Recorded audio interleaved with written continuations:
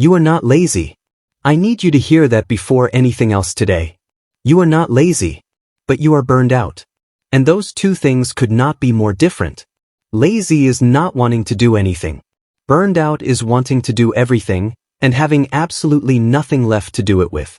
Burned out is waking up exhausted after 8 hours of sleep, staring at a task that used to excite you and feeling nothing, starting 10 things and finishing none of them, canceling plans not because you do not care but because the thought of being around people requires an energy you simply do not have. That is not laziness. That is what happens to a human being who has been running on empty for too long without permission to stop. And here is what makes burnout so dangerous.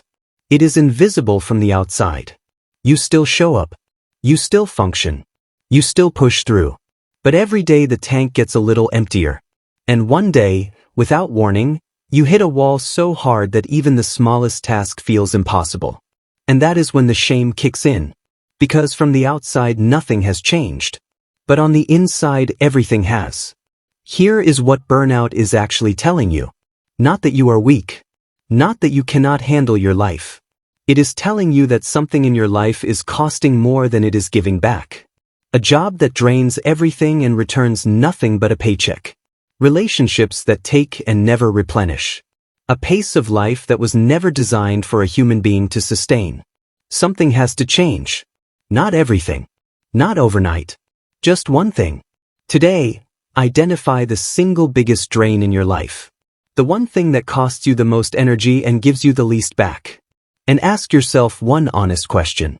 What would happen if I gave that thing less of me? Because protecting your energy is not selfish. It is survival.